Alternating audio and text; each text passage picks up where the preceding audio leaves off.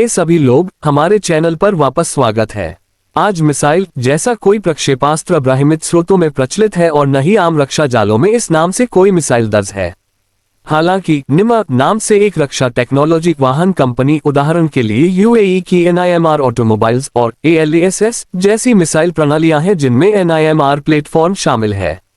इसलिए जिसे आप 2025 निमा मिसाइल कह रहे हैं, हो सकता है आपने निमा और मिसाइल को मिलाकर एक गलत संयोजन किया हो। संभवतः आप निमा आरसीवी, एएलएसएस मिसाइल सिस्टम और निमा व्हीकल या कोई अन्य मिसाइल परियोजना का जिक्र करना चाह रहे हो। अगर मैं एएलएसएस कोस्टल डिफेंस मिसाइल सिस्टम की जानकारी के आधार पर एक कथा शैली विवरण दूं तो वह इस प्रकार हो सकती है। कृपया बताएं यदि यही आपका उद्देश्य है। एक YouTube के लिए लेख लगभग 550 शब्दों में इस तरह हो सकता है।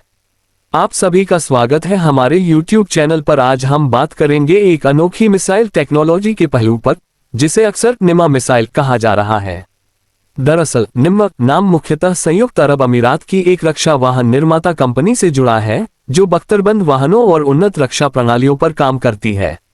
इस कंपनी ने संयुक्त प्रकल्पों द्वारा मिसाइल प्रणालियों को भी एक वाहन प्लेटफॉर्म पर इंटीग्रेट करने की दिशा में प्रयास किए हैं।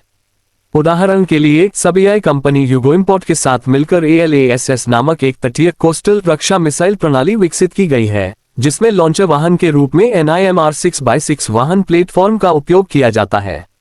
इस प्रणाली में प्रारंभिक ठोस रॉकेट बूस्टर द्वारा मिसाइल को अपेक्षित ऊंचाई तक पहुंचाया जाता है और फिर टर्बो जेट इंजन सक्रिय हो जाता है जिससे वह समुद्री या तटीय लक्ष्यों तक बेहतर नियंत्रण और दूरी पर पहुंच सके। एएलएसएस की अधिकतम दूरी लगभग 25 किलोमीटर बताई गई है और भविष्य में इसे 60 किलोमीटर तक बढ़ाए जाने की संभावनाएं भी हैं। 2025 में वैश्विक रक्षा प्रदर्शनी IDEX 2025 में यूएई ने अपने रक्षा क्षमताओं को और आगे बढ़ाने की पहल की और एनआईएमआर ने अपनी नई तकनीकों को प्रमुखता से पेश किया।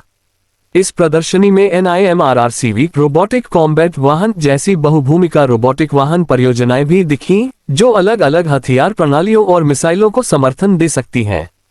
यदि कोई निमा मिसाइल 2025 नामक मिसाइल सचमुच अस्तित्व में है तो शायद वह एक भविष्य की परियोजना हो सकती है जिसमें एनआईएमआर प्लेटफॉर्म पर मिसाइल लाइंस को इंटीग्रेट करने का लक्ष्य हो।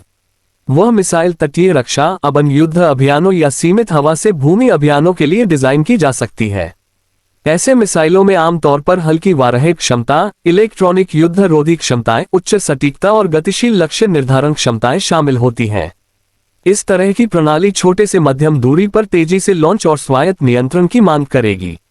YouTube दर्शकों को इस प्रकार की सामग्री प्रस्तुत करते समय आप शुरुआत में एक छोटी परिचयात्मक कहानी दे सकते हैं, जैसे कि 2025 में एनआईएमआर कंपनी ने एक गुप्त मिसाइल परियोजना शुरू की। फिर मध्य भाग में तकनीकी विवरणों जैसे रेंज, मार्गदर्शन प्रणाली, इंजन प्रकार और मुकाबला समेकन बताएं।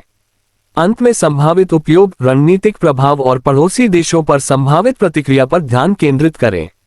अगर आप चाहें तो मैं आपके लिए एक बिल्कुल सटीक YouTube वीडियो स्क्रिप्ट या संपूर्ण लेख तैयार कर सकता हूं, बशर्ते आप पुष्टि करें कि 2025 निमा मिसाइल से आपका अभिप्राय क्या है, एएलएसएस, निमा आरसीवी या कोई अन्य मिसाइल परियोजना।